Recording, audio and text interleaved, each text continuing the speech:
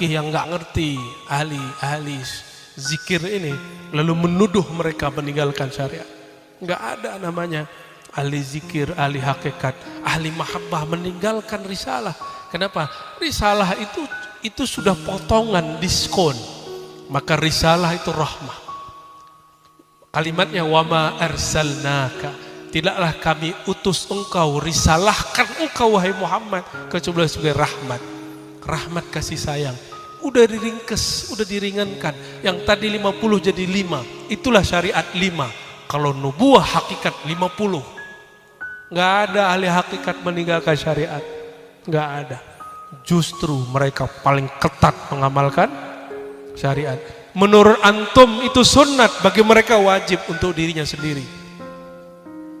Sholat witir sunnat apa wajib? Bagi saya wajib. Karena berdasarkan hadis Nabi, autiru walau biroka'ah, witirlah walaupun 1 rakaat. Hadis sahih. Sayyidina Abu Hurairah mengatakan, ausani khalili bithalas, kekasihku Rasulullah mewasiatkan aku 3 hal. Yang pertama, an utira qabla an anam, aku berwitir sebelum tidur. Ini Abu Hurairah, karena Nabi tahu Abu Hurairah ini nanti orang sibuk berdagang dan berpolitik. Abu Hurairah, maka dia pasti tidurnya agak malam. Dia juga seorang profesor, dia ngajar, maka dia witir sebelum tidur. Tidurnya Abu Hurairah jam berapa? Tahu nggak? Abu Hurairah itu punya anak perempuan semua, lalu istrinya juga perempuan, benar nggak? Anaknya masih kecil, masih anak-anak remaja. Dia ajarkan, wahai putriku, hidupkanlah malam 1/3 malam pertama. Maka putrinya bangun dari jam 9, mungkin dari jam 8 lah, jam 8 sampai jam 10, 2 jam. Lalu dipanggil istrinya, dibangun. Dek, neng, orang sitik ini neng ya? Neng, lanjutin, putrimu sudah mulai ngantuk, ayo. Maka istrinya bangun. Gak tahu kalau istri-istri di sini gimana nih, dibangunin gitu gimana? Kamu aja mas, gitu ya. Lebihin doanya mas ya. Ya bu ya. Maka bangunlah istrinya dari jam 10 sampai tengah malam, sampai kira-kira jam 1. Setelah itu dari jam 1 sampai sebelum subuh, Abu Hurairah itu tidurnya hanya sesaat sebelum subuh. Di situ dia witir. Kebayang mantu? Dia tidur sebentar di awal malam. Ntar sebentar dia bangun, dia bangunin anak. Sebentar dia bangun lagi, dia bangunin istrinya.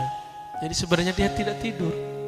Abu Hurairah, dia menjadikan pesan Nabi wajib untuk dirinya, tapi tidak wajib untuk murid-muridnya. Saya mau tanya, sholawat itu wajib atau sunat? Ayo. Kalau ahli fikih bilangnya apa? Sunnah. Sholat sah nggak tanpa sholawat? Berarti wajib. Mengaji fikihnya, fikih apa itu? Fikih Syafi'i apa Syafi'i itu? Ya, dalam fikih Imam Syafi'i, sholat tidak sah jika tidak ditutup dengan sholawat. Kenapa? Sholawat antum itu pasti gak khusyuk. Tapi kalau ditutup sholawat, Allah terima. Diterima aja. Yang penting ada nama Nabi Muhammad SAW. Mau sholawat yang diterima. Mau sholat yang diterima. Sholawat yang banyak.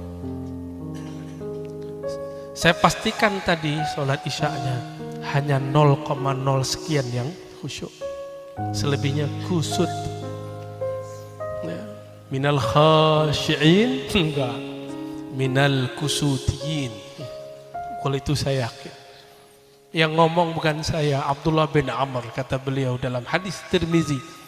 Sebelum akhir zaman berakhir, sebelum kiamat berdiri, yang pertama Allah cabut adalah al-khusyuk. khusyuk, sehingga engkau masuk masjid tidak melihat lagi ada orang khusyuk. Maka ilmu khusyuk ini sedang ditarget oleh syaitan. Dan orang-orang bertubuh manusia tapi batinnya batin syaitan. Ilmu zikir yang mengajarkan khusyuk sedang mereka target, Pak. Maka mereka bid'ahkan, mereka syirikkan. Itu syaitan senang. Muslim mensyirikkan muslim, girangnya syaitan itu. Dan hari ini terjadi, muslim membid'ahkan muslim, senang syaitan. Muslim menyesatkan sesama muslim, senangnya syaitan. Antum mau nyenangin setan atau nyenangin Nabi Muhammad sallallahu alaihi wasallam? Nabi berdoa, ya Allah, la taj'al ummati yadribu ba'duhum ba'da. Ya Allah, jangan jadikan umatku saling pukul memukul, saling pecah belah satu sama lain. Itu minta Nabi Muhammad sallallahu alaihi wasallam. Tapi Sayyidina Jibril, karena beliau membawakan ayat dari Lauh Mahfuz ke bumi, hafal 3 ayat, minimal 3 ayat, bahwa Allah tidak menghendaki persatuan, Allah menghendaki ikhtilaf. Walau syaa Allah la ja'alakum ummatan wahidah. Allah kalau mau, Allah jadikan kamu ini satu umat, tapi tidak. Nabi nangis, Pak. Maka siapa yang memperjuangkan ini, dia sedang menenangkan hati Nabi Muhammad sallallahu alaihi wasallam.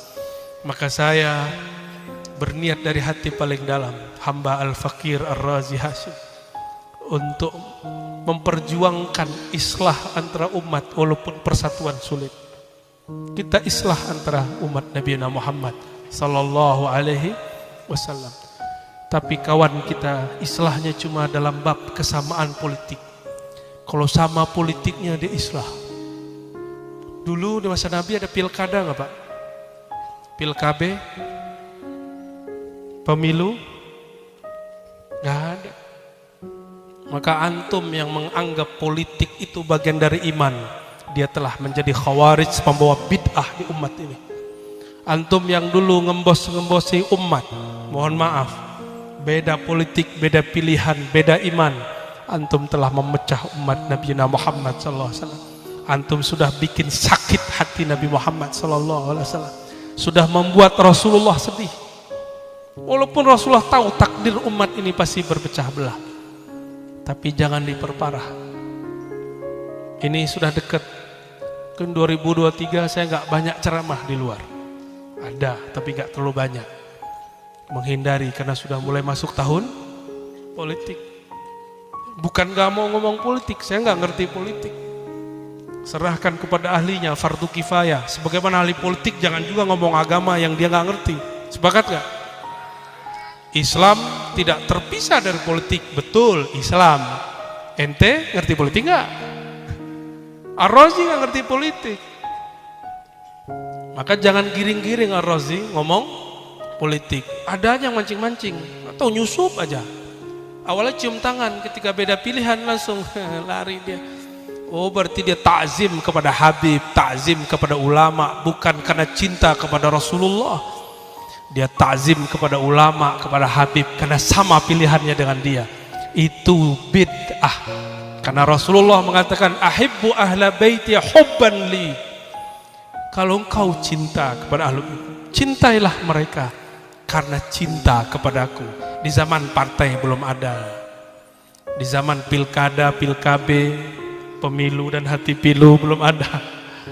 Di zaman itu Rasulullah mengatakan, cintai ahlu baitku karena cinta kepadaku. Ahlu bait Rasulullah ada 2. Ahlu bait nasab, itu habaib, sayyid. Ada ahlu bait ruhiyah, itulah para ulama. Maka habib, sayyid, kalau dia tidak belajar keilmuan ma'rifatullah, dia hanya mulia satu sisi, tidak mulia 2 sisi. Tapi kalau habib belajar agama dengan baik, maka dia ada 2 nur dalam dirinya, nur nasabnya dan nur kolbunya. Jadi serius gini ya. Padahal saya ini nggak yakin bisa ngomong malam ini. Nah, masih radang. Hampir setiap malam kita berbicara tentang Nabi Muhammad SAW. Dan raditu billahi robba, saya ridha biar suara ini sakit, saya tetap akan membicarakan Nabi Muhammad SAW. Rasulullah ini saya sampaikan hadisnya waktu saya lupa di Kalimantan atau di mana. Hadis Imam Ahmad. Nabi melihat dari jendela, melihat ke dalam masjid. Ternyata dalam masjid sahabat-sahabat sedang memuji Rasulullah sembari benari. Kata kawan, main terbangan di masjid bid'ah. Waduh, bid'ah. Di hadis Nabi, sahabat main tari pedang dalam masjid. Dan Nabi membiarkannya. Malah Nabi nanya, mereka baca apa itu kok koman kamit? Lalu para sahabat mengatakan, itu orang Habasyah wahai Rasulullah, mereka berdendang Muhammadun abdun saleh. Muhammad adalah hamba yang soleh. Itu didendangkan, diulang Muhammadun abdun salihun Muhammad. Begitu terus diulang-ulang. Nabi pura-pura nanya, Pak, itu mereka baca apa? Nabi ngomong, hai bid'ah lo, kullu bid'atin dalalah, kullu bid'atin. Gak ada begitu Rasulullah SAW. Gak ada begitu. Kalau Nabi dakwah begitu, gak mungkin orang Madinah terima Rasulullah SAW. Maka siapapun yang sedang berhijrah mengislah dirinya, saya yakin antum punya cara mencintai Rasulullah. Udahlah gak usah ikut maulid kayak kita nih yang ahli bid'ah ini, ya gak? Ya udah, antum ambil aja akhlak karimah Rasulullah SAW. Tuh kan jadi ngomong bid'ah. Ada yang seneng kayak ini. Ada yang terbantu ya. Aneh gak bantu antum kok. Bantu dong. Rasulullah SAW bawa risalah syariat itu adalah rukhsah keringanan. Jadi bukan itu beban. Jadi tar malam, bukan tar malam ya, tar subuh lah ya. Subuh jangan lagi beban. Itu hadiah dari Allah Subhanahu wa taala. Nanti ini mau kasih tahu nggak masa depan. Ini bukan ramalan ini. Ini setelah kematian. Setelah kematian masuk alam mahsyar. Itu ada sekelompok orang terlihat di ufuk bagian sana, diikat pakai tali, lalu dipaksa dibawa oleh malaikat rahmat. Bertanyalah Rasulullah, itu siapa ya Allah? Itu umatmu yang dulu dipaksa sholat, dipaksa masuk surga. Jadi mereka bingung, kita mau dibawa kemana nih malaikat rahmat? Kok malaikat kasar amat sih? Malaikatnya senyum aja, udah tenang, diam, uskut ente. Dibawa, tahu-tahu sudah antri depan pintu surga. Maka sholat yang dikatakan wajib itu bukan untuk kita, bukan untuk Allah juga, bukan untuk di sini maksudnya, tapi untuk nasib di. Maka jangan jadikan amalan-amalan akhirat untuk sekedar keperluan duniawi. Apa kata Nabi maklum kepada Rasulullah? Inni khabbatu da'wati. Aku menyimpan doaku. Nabi Adam simpan gak doanya? Enggak. Nabi Nuh pakai doa yang disebut Al-Ismul A'zam. Diangkat doa, turunlah hujan, tidak berhenti berhari-hari. Hancurlah orang-orang yang tenggelam, matilah semua orang kecuali yang naik kapalnya. Nabi Nuh mengatakan, ya Allah, ini umatku 950 tahun aku berdakwah, mereka cuek aja, malah dieein ininya, kapalnya. Gimana kira-kira Ustadz? Kalau masjid, musola, pesantren kita dieein orang, kita bakar kali rumahnya ya. Nabi Nuh 900 tahun lebih gak pernah bakar siapapun. Justru sebaliknya, mereka kasih air.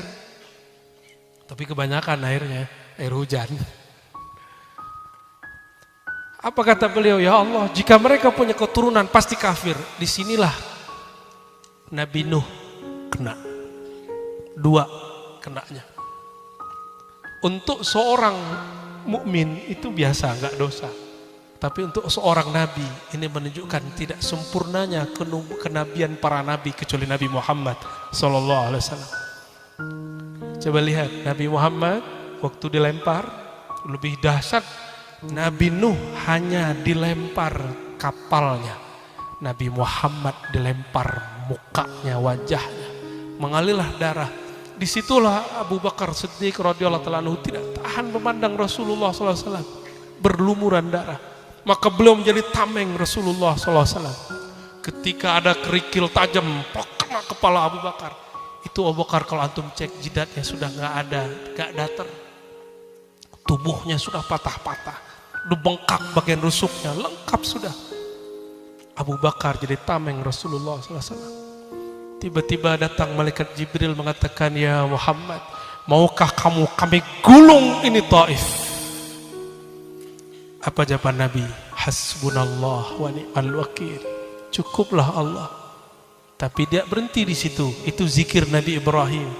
Beliau mengatakan, wahai sahabatku Jibril, lihat makomnya Nabi Muhammad beda dengan Sayyidina Jibril, beda dengan Nabi Nuh. Fa innahum la ya'lamun. Mereka enggak ngerti maksudku. Jadi Nabi ini enggak ngamuk-ngamuk kalau orang enggak paham kalamnya. Enggak gebrak-gebrak meja, enggak ngebom. Kenapa? Beliau paham, orang itu tidak paham. Kata orang Jawa, yang waras ngalah. Bahasa Jawanya apa? Kata orang Banten apa? Nu cager ngeleh. Gitu ya, nggak bisa ngulang kan ya. Harus kursus dulu nih ya. Antum coba lihat makom Jibril. Jibril punya sayap. Sayapnya cukup begini. Langsung ketutup Taif. Kalau kita gimana kira-kira? Jibril, turun, hancurin tuh yang bidahin aneh gitu ya. Itu sama aja antum. Jangan gitu. Gak usah begitu sama orang. Mereka belum paham kita. Mereka salah paham terhadap kita. Maka kita gak perlu salah paham kepada mereka. Itu sebabnya saya sudah tidak mau digelari singa ahli sunnah. Kalau singa ngaum-ngaum terus. Cukup katakan ar-razi al-fakir, orang hina yang ingin mengkhidmahkan dirinya untuk ahli sunnah. Udah gak mau jidal-jidal lagi kecuali dipancing ya. Kalau terpancing juga, kalau gak terpancing juga aman-aman aja tuh dunia ya.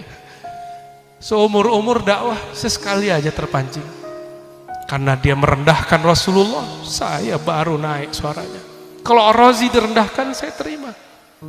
Coba antum melihat, kalau yang melihat perjalanan dakwah saya dihina, saya diam aja. Sekali aja marah ya. Itu pun marahnya pakai bahasa kiasan. Gak ada. Saya lagi belajar mengikuti akhlak Nabi Muhammad SAW. Mungkin ar-razi belum berhasil dulu, semoga ke depan lebih berhasil lagi. Semoga yang hadir juga berhasil, amin. Kalau begitu ntar mungkin tengkar gak sama bininya sama lakinya? Gak mungkin. Kalau Nur Muhammad sudah berdiri di dalam kolbu, gak mungkin. Ngalah paling. Ngalah aja. Karena orang ngalah itu Nur Muhammadnya terang.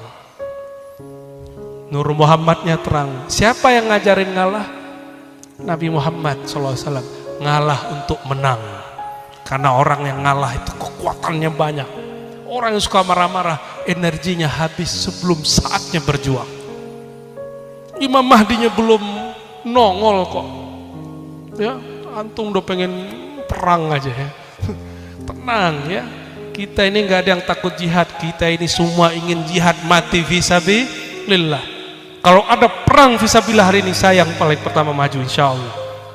Tapi yang sesuai dengan hukum syariat. Bukan hukum syahwat. Pengen menikahi 72 bidadari, itu hukum syahwat namanya. Kita percaya hadis itu, tapi bukan begitu caranya. Ya. Allahumma sholli ala Muhammad.